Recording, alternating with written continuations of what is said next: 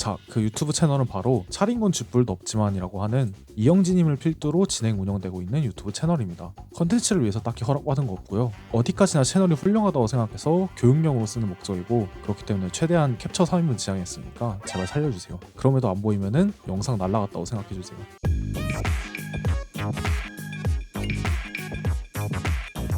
일단 이 채널을 잡은 이유는 간단합니다. 우선은 채널이 잘 나가요. 구독자가 200만이 넘습니다. 물론 저 200만 구독자가 뭐 전부 실수냐라고 하면은 그건 아니긴 합니다. 애초에 이영지라는 사람 자체가 Z세대의 아이콘이라고 불릴 정도로 팬덤이 크기도 할 뿐더러 출연진이 잘 나가는 연예인들의 영어 자막까지 붙다 보니 해외 구독자와 시청자들도 많습니다. 그리고 알던 분들은 아시겠지만 원래 1년 정도 전에 차린 건 없지만이라고 하는 채널이 있었는데 당시 구독자가 32만 명까지 찍었죠. 이거에 대해서 회사와 소유권 분쟁이 있으면서 아예 현 채널로 이전을 하게 된 거라서 완전히 새로 시작했다고 보기도 어려워요. 그럼에도 이 채널을 고른 이유는 성장 속도랑 결과물이 괄목할 만하다고 생각해서예요. 영상 19개, 5달이 안 되는 시간에 구독자가 200만을 찍었고 2달이 안 되는 시간에 구독자 100만 돌파, 최고 조회수는 1300만, 1000만 조회수가 넘는 영상이 4개나 됩니다. 현재는 이영진님의 개인적인 스케줄로 잠깐 쉬어가고 있지만 그래도 현재 유튜브 스타일을 가장 잘 보여주는 예능 중에 하나라고 생각해요. 물론 이런 생각도 들 수 있어요. 왜 그냥 개인이 찍어서 올리는 채널 말고 왜 전문적인 스튜디오가 붙은 채널을 잡았냐, 이런 거 알아봤자 우리 같은 일반인이 뭘 얻어갈 수 있겠냐라고 생각하시는 분들이 있을 거예요. 근데 제 생각은 조금 반대예요. 저는 이런 채널들을 돈을 가장 잘 쓰는 채널이라고 생각하거든요. 한 3, 4년 전만 하더라도 유튜브에서 제일 핫했던 컨텐츠가 뭐죠? 맞아요, 왓썸맨이랑 워크맨입니다. 이때 약간 웹 예능이란 포맷이 본격화가 되면서 MCN뿐만 아니라 방송사에서 자체적인 뉴미디어 팀을 구성을 하고 본격적으로 유튜브 시장에 뛰어든 경우가 굉장히 많아요. 근데 이때 제가 사람들한테 제일 많이 듣던 소리가 이거였어요. 유튜브 망했다. 이제 일반인이 유튜브 절대 못한다. 저렇게 전문적인 방송사들이 나서갖고 유튜브 영상 만드는데 우리가 해봤자 뭐가 되겠냐 하는 사람들 진짜 많았어요. 그런데 해가 지난 지금 일반인 유튜브들 망했나요? 아니에요. 오히려 그렇게 한때 유튜브를 빛냈던 프로그램들은 잠깐 휴지기에 들어가거나 없어지는 추세고, 그 사이 유튜브는 새로운 트렌드, 새로운 유튜버들이 자리를 메꾸고 있습니다. 저는 이게 돈 쓰는 거랑 유튜브 잘 되는 거랑 아무 관계가 없다는 걸 나타내는 방증이라고 생각해요. 자, 생각해보세요. 여러분들이 만약에 그렇게 말씀하시는 방송국 PD가 돼갖고 원하는 대로 카메라 장비 등을 쓸 수 있다고 가정하면은 유튜브 채널을 성공시킬 수가 있을까요? 저는 아니라고 생각하거든요. 그렇기 때문에 첫 타자로 돈을 안 쓰고 잘 된 채널보다는 돈을 쓰는 채널을 아예 준비했습니다. 돈을 무조건 안 쓰고 어떻게 하는지부터 알려주는 것보다 차라리 얘네가 어떻게 쓰는구나를 알려주는 게 여러분이 돈을 벌어갈 수 있다고 생각하거든요. 여러분들이 유튜브를 하는데 돈을 크게 안 썼다? 근데 안 됐다? 그러면은 그냥 시간만 날린 거예요. 그냥 좋은 경험했다 하고 생각하고 원래 하던 일을 하시면 됩니다. 근데 유튜브 하겠다고 온갖 장비 사고 편집 촬영까지 외주 돌렸는데 잘 안 됐다? 그러면 이거에 날린 돈은 아무도 책임져 주질 않아요. 그래서 한번 제대로 돈 쓰는 사람들이 어떻게 하는지 염탐하는 느낌으로 보고 배우고 가라는 거예요. 전문가들은 이런 걸 이렇게 보고 이렇게 투자를 하는구나 하는 느낌으로요. 자, 오늘도 사족이 너무 길어지는 것 같으니까 바로 들어가겠습니다. 흔히 영화에서 영화 만드는 과정을 뭐 프리프로덕션, 프로덕션, 포스트 프로덕션 이렇게 나누는 것처럼 오늘 영상도 기획, 촬영, 편집 느낌으로 나눠서 알아볼게요. 끝까지 보신 분들한테 선물도 있으니까 끝까지 시청해주세요. 우선은 이 채널은 이영진님이 기획, 편집, 출연 등등 채널 전반적인 부분에서 많이 참여를 했다고 해요. 한마디로 이분이 PD 역할을 어느 정도 같이 했다는 건데, 지금은 그게 아니라 제 관점, 유튜브 PD가 보는 관점에서 이 채널을 보는 거니까 그냥 여러분이 PD가 되었다고 생각하고 영상을 즐겨주시면 될 것 같아요. 영상 컨셉은 간단해요. 출연자가 이영진님의 집에 초대를 받습니다. 그래서 친구 자취방에 놀러온 것처럼 이영진님이 해주는 요리, 안주도 먹고 같이 술도 먹으면서 홈파티를 하거나 친구와 떠드는 느낌으로 편하게 즐기다 가는 느낌이에요. 간단하죠? 근데 여기에 기획의 모든 핵심이 들어가 있습니다. 바로 이영지라는 사람이랑 술이에요. 자, 하나씩 들어가 볼게요. 차지뿔도 그렇지만 2022년 말 기준 현재 유튜브 예능의 대세는 토크쇼입니다. 토크쇼에는 없어서는 안 될 것이 있어요. 진행자, MC랑 출연자, 게스트죠. 진행자는 보통 두 가지 타입으로 나뉩니다. 많이 들어주려고 하고 가끔씩 보조 질문을 넣으면서 게스트가 최대한의 포텐셜을 이끌어내게 만드는 타입, 아니면은 본인도 같이 리액션을 하고 티키타카를 하거나 하면서 텐션을 끌어올리고 같이 방송을 이끌어가는 타입. 전자는 유재석님에 가깝고 후자는 옛날의 강호동님에 가깝죠. 현재 유튜브 예능의 대세는 후자에 가깝습니다. 기본적으로 기본적으로 티키타카를 잘하거나 텐션이 높은 MC 한 명의 컨셉을 정해두고 시작을 해요. 튀르키예즈의 경우 유퀴즈 포맷에 예전에 코미디 빅리그 크라임씬이라는 코너에서 했던 튀르키 아이스크림 판다는 이용진님의 컨셉을 섞었고, 노빠꾸 탁지오는 아예 형사 플러스 용의자 느낌으로 취조를 받는 느낌이에요. 이러면서 자연스럽게 정보를 알아가고 대화를 한다는 느낌이죠. 이거는 예전의 무릎팍도사의 구성과 상당히 비슷합니다. 이영진님이 보여주시는 모습도 어디까지나 후자예요. 기본적으로 목소리도 크고 말도 잘하고 방송에 있어서 워낙에 열정적이라 어떤 예능 PD라도 쓰고 싶어 할 만큼 매력적인 캐릭터예요. 문제는 이게 지나치면 독이 되는 경우가 있습니다. 특히 텐션이 이렇게 높은 사람들 특징이 너무 자기 텐션에 취해갖고 다른 사람들이 말을 해야 되는데 못하게 하거나 너무 민폐가 되는 경우가 종종 있는데, 이런 경험 해보신 분들 아마 꽤 많으실 거예요. 이런 특징이 사실 좋은 출연자랑 좋은 진행자의 자질을 가르는 요소가 되기도 해요. 텐션이 높은 출연자가 너무 텐션이 높다 싶으면은 진행자가 알아서 그걸 조금 조절을 하면 되지만, 진행자가 너무 텐션이 높아갖고 게스트가 말을 못하는 지경이 이르면은 그거는 방송에서 손을 쓸 수가 없는 상황에 이르거든요. 근데 이영진님은 우리와 다르게 이것도 잘 하세요. 게스트가 없을 때는 자기 혼자서 방송을 이끌어가면서 방송 분위기도 잘 예열을 하고, 게스트가 오면은 또 이야기를 들어줄 때는 들어주고 또 리액션을 해야 될 때는 과감하게 하면서 전형적인 요즘 유튜브 예능에 필요한 진행자 역할을 잘 소화하고 계세요. 이건 사실 섭외에서도 그 면모를 엿볼 수가 있어요. 물론 섭외와 이영진이 평소에 친한 연예인, 아이돌 위주로 섭외를 하지 않았겠느냐라는 생각이 들 수도 있지만, 기본적으로 이분은 나와 출연자와의 케미를 통해서 포텐을 터트리는 스타일이기 때문에 그거를 염두하고 케미가 맞을 만한 사람들을 불렀다는 것. 내 시청자, 나를 좋아하는 사람들이 10대, 20대, 남자보다는 여자가 많으니까 그분들이 선호할 만한 사람들을 불렀다는 것이 의도를 했는지 안 했는지는 모르겠지만 저는 굉장히 잘했다고 생각을 해요. 이렇다 보니 이 채널은 컨셉을 다른 예능에 비해서 막심하게 잡지 않아도 이영지라는 느낌 하나로 커버가 되는 느낌이에요. 딱 하나 컨셉을 잡은 게 있다면 그거는 술인데, 자, 이 예능을 보면은 예고편에도 강조했지만 술이 나옵니다. 영상 초반에서도 게스트 오기 전에 어떤 술을 마실지 또 어떤 안주를 마실지 이야기하는 것에 대해서 굉장히 많은 시간을 할애해요. 저는 이 술이 시즌 1과 시즌 2의 차이를 가른 굉장히 큰 지표라고 생각을 해요. 자, 여러분, 술은 여러분들한테 어떤 의미죠? 한 20대 후반 30대를 넘어간다면은 아마 술은 스트레스를 푸는 수단, 가볍게 하루를 마무리하는 수단일 겁니다. 술이 익숙해져요. 소주든 맥주든 뭐든 한 번쯤 다 마셔본 거고 별로 새로울 게 없습니다. 근데 20대 초반한테 술이랑 아예 의미가 달라요. 워낙에 청소년기 때 못 마시게 하고 술이라는 게 매체로만 통해서 접하다 보니까 궁금합니다. 동경의 대상이 되고 호기심의 대상이 됩니다. 저는 이 케미가 굉장히 잘 먹혀 들어갔다고 생각을 해요. 예고편에서도 보시다시피 본인이 21인데 코로나 사태 때문에 밖에서 잘 나가지도 못하고 술도 잘 마셔보지 못했다고 직접 언급을 해요. 여기에 이영진님의 특유의 바이브까지 얹어지니 따로 프로그램 컨셉을 잡지 않아도 굉장히 다채로워진다고 생각을 해요. 내가 궁금하고 내가 먹고 싶으니까 매번 먹고 싶은 술을 가져오고 안주도 가져오고 하는 어떤 그 과정 자체가 시청자 입장에서도 재미있는 거죠. 제가 유튜브 시작할 때 여러분들이 좋아하고 재밌는 걸 하라고 하는 것도 이런 이유예요. 본격적으로 촬영 편집으로 넘어가기 전에 썸네일 한번 볼게요. 우선 썸네일은 여러분들이 많이 헷갈려 하실 것 같은데 원리는 간단합니다. 첫 번째, 눈 둘 곳을 만든다. 두 번째, 거기에 내 영상이 들어와야 할 이유를 놓는다. 모든 잘 되는 썸네일은 이 법칙에서 벗어나질 않습니다. 물론 자세한 거는 다음에 썸네일 영상에서 다뤄볼게요. 글씨를 얼마나 둬야 되고 그림을 어디에 둬야 되고는 전부 이 다음 얘기예요. 차지볼 썸네일 한번 볼게요. 배경 전부 똑같습니다. 여기에 만화에서 많이 쓰는 집중선을 넣어서 눈 둘 곳을 확실히 만들어요. 그리고 여기에 너가 이 영상을 봐야 되는 이유를 넣으라고 했죠. 내가 이 영상을 봐야 되는 이유, 이 사람이 나와. 끝났습니다. 여기에 제목 하나 얹어주면 끝이에요. 다만 썸네일에 따라서 제목을 읽게 하는 썸네일이 있고 아닌 게 있습니다. 이거는 채널마다 조금씩 다른데 이거는 썸네일 자체에서 모든 설명이 끝나는 형태예요. 따라서 밑에 쓴 제목은 언급을 하지 않을 거예요. 촬영 넘어갑시다.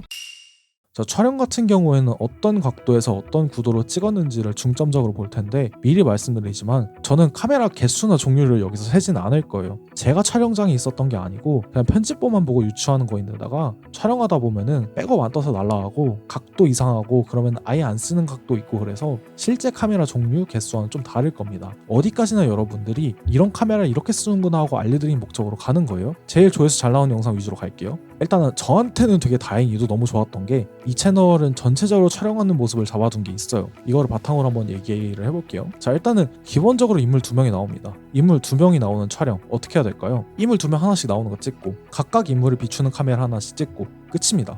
하나씩 볼까요?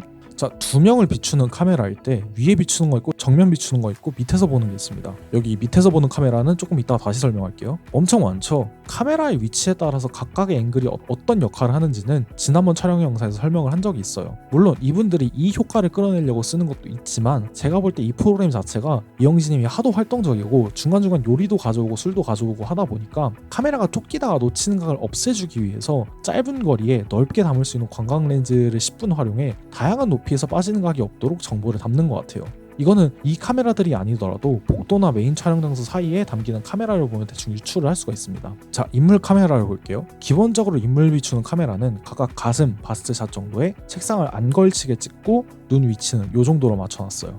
이게 보통 이런 토크쇼 같은 경우에는 게스트가 이렇게 나오면은 어차피 안 움직이니까 그냥 삼각대 세우고 박아놓는데 이 프로그램 같은 경우에는 때에 따라서 좀 움직입니다. 이거는 이영진님 촬영하는 카메라 보면 더 자세히 알 수가 있는데 아까도 말했지만 하도 이영진님이 활동 반경이 넓고 막 서서 움직이다 보니까 카메라가 전체적으로 그냥 박아놓지 않고 살짝 삼각대를 풀어서 좀 자유롭게 촬영을 하는 것 같아요. 이걸 가로로 움직이느냐 세로로 움직이느냐에 따라 틸팅 혹은 패닝이라고 해요. 때에 따라서 줌도 쓰고 뭐 아예 풀샷을 가져가는 경우도 있는 것 같고요. 여기서 한 가지 좀 재미있는 카메라가 바로 요 3개입니다.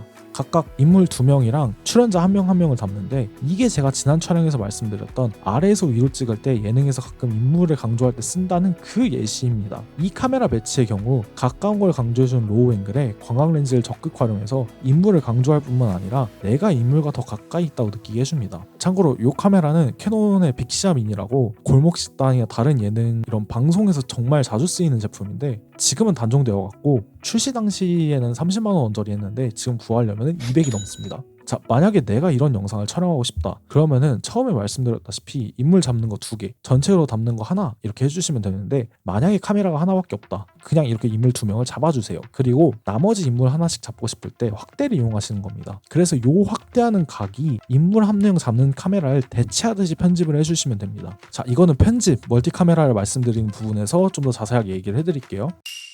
자, 멀티 카메라부터 들어갈게요. 자세한 개념은 멀티캠 영상에서 다뤄야 되기 때문에 깊게 들어가기가 조금 어려운데 기본적으로 여러 카메라를 쓸 때의 카메라 배치랑 때의 심화나 마찬가지입니다. 카메라를 이렇게 썼어요. 이영진님이랑 게스트 2분이 있어요. 이영진님이 말을 시작합니다. 어느 카메라 써야 될까요? 네, 이영진님이 비추는 카메라 써야겠죠? 그러다가 이영진님이 게스트를 웃겼어요. 웃긴 상황 나왔어요. 어느 카메라 써야 돼요? 리액션 담아야 되니까 게스트를 비춰야겠죠? 이렇게 멀티 카메라 편집이란 기본적으로 내가 강조하고 싶은 걸 강조하는 거에서 시작을 해요. 이거를 알고 각각의 카메라가 어떤 역할을 하는지 알면은 방금 제가 드렸던 촬영 분석 그 정도의 지식만 있으면은 카메라가 8대든 10대든 바로바로 원하는 카메라 가져올 수가 있어요. 여기서도 볼까요? 저작권 이슈가 있을 수도 있으니까 그냥 카메라만 볼게요. 자, 지금 보시면은 이영진님이 술을 가져올 거다 이렇게 설명을 하고 그러면서 술을 가지러 가요. 술을 가지러 갈 때 그냥 얼굴을 보여주는 것보다 내가 술을 가지러 가는 모션을 담고 싶으니까 지금 바스트샷에서 풀샷으로 전환을 하고 여기서 보면은 술을 가져왔다는 걸 보여주니까 당연히 술을 강조해야겠죠. 그래서 과감하게 얼굴을 드러내고 술을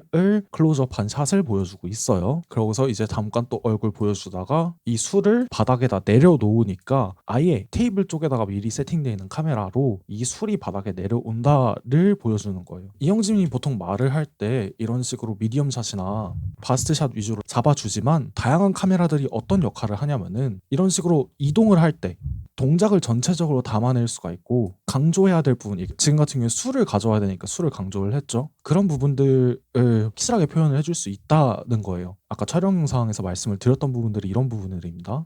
그리고 이거 같은 경우에는 다른 예능에서도 많이 쓰이긴 하는데 인물의 캠이나 반응 같은 걸 동시에 보여주기 위해서 이렇게 2개 이상의 카메라를 동시에 띄우기도 합니다.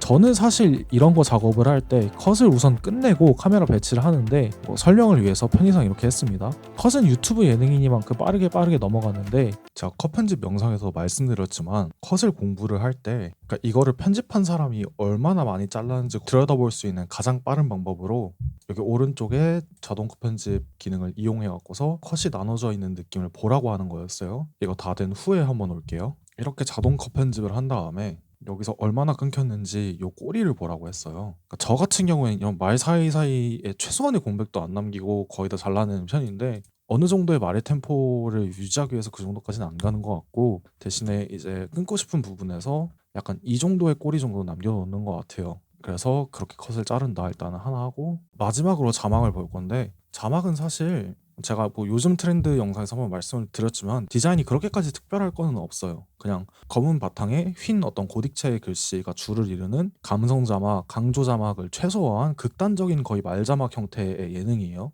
대신에 내가 만약에 강조하고 싶은 부분이 있다, 어떤 감정을 좀 드러내야 된다라고 할 때 두 가지 효과를 사용하는데, 첫 번째가 이렇게 말자막을 얘기하다가 뒤에서 이렇게 자막 자체의 크기를 키우거나 색깔을 넣어서 강조하는 방법이 있고, 그게 아니라면은 뭐 이렇게 글씨를 따라가는 자막이 있어요. 각각을 그냥 간단하게 알아볼게요. 효과 자체는 어렵지 않습니다. 보면은 여기 처음에 말을 하다가 뒷부분에 말자막이 큰 게 하나 나오죠. 이거는 어떻게 하는 거냐면은 우선은 글씨가 여기 가운데 정렬이랑 여기 가운데가 맞춰져 있는지를 보고, 그러니까 원래 말자막이랑 강조하고 싶은 부분을 같이 써줍니다. 그리고 강조하고 싶은 부분은 당연히 글씨를 조금 키우고 색깔도 조금 바꿔줘야겠죠. 이렇게 한 다음에 프리미어 같은 경우에 크롭이라는 기능이 있어요. 이게 뭐냐면은 그냥 말 그대로 상하 좌우를 잘라주는 기능인데, 여기서 보면은 여기까지는 잘려 있다가 갑자기 이 부분에서 이렇게 튀어나오잖아요. 지금 오른쪽을 자르고 싶은 거니까 라이트 부분을 좀 넣어줄게요. 적당히 내가 원하신 만큼 자른 다음에 이 글씨를 등장하고 싶은 부분에 키프레임 하나 찍어주시고,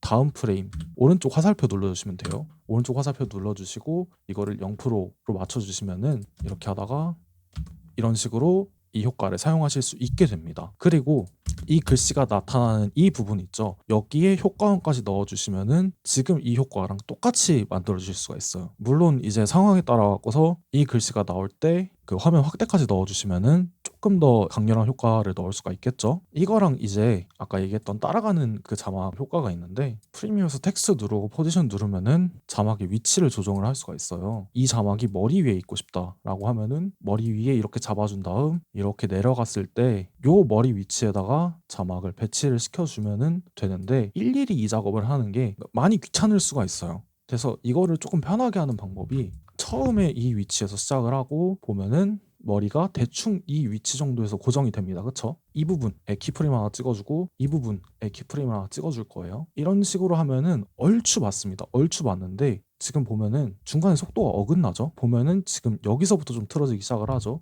여기서 그냥 방향 하나 조정해 주시고 보면 또 뜨네요.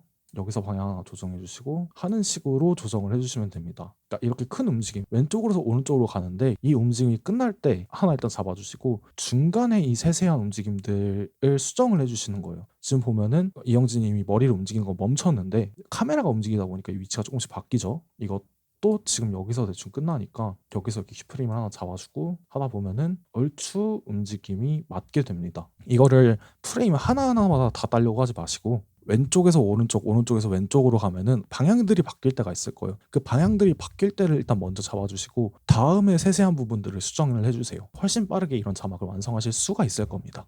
자, 오늘 이렇게 차린 건 쥐뿔도 없지만이라는 채널의 기획 촬영 편집을 모두 뜯어봤습니다. 아까 영상 초반에 끝까지 보신 분들을 위해서 선물이 있다고 했죠. 여기까지 봐주신 분들을 위해서 편집 부분에서 풀었던 자막들을 전부 템플릿으로 뽑아서 묶었습니다. 디자인이 화려하고 어려운 스타일이 아니기 때문에 솔직히 편집 조금만 하실 줄 아시는 분이면 이런 자막 만드는 건 쉬워요. 근데 이거를 굳이 자료까지 만들어서 뿌리는 이유는 아까 말씀드렸던 확대라든지 뭐 크롭 같은 기능들 좀 연습해 보시라고 뿌리는 거니까, 원하시는 분들은 고정 댓글 참고해서 연습을 해보세요. 유튜브는 유튜브였습니다.